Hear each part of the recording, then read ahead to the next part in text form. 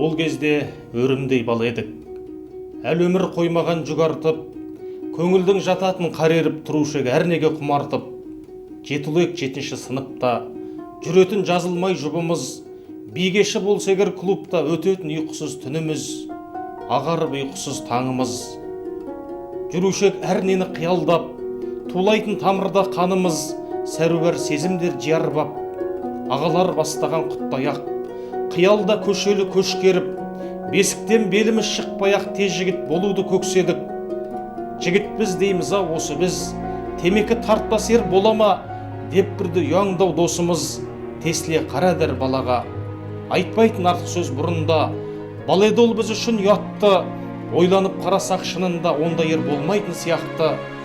Былайғап бош жүріс бұрынғы, ауылдан ұзақтау қыр барып, сол күннен бастап біз шылымды, шегуді үйрендік ұрланып, жігерлі жігітті өкіртіп, шегеміз күндізде кеш түнгеп, содан соң жусанды көпіртіп, шайнаймыз сезбесін ешкім деп, сақтайтын сөйтіп бір қатерден, иісі танауды жаратын, келгенде үйіме әкеммен, анамда түк сезбей қалатын.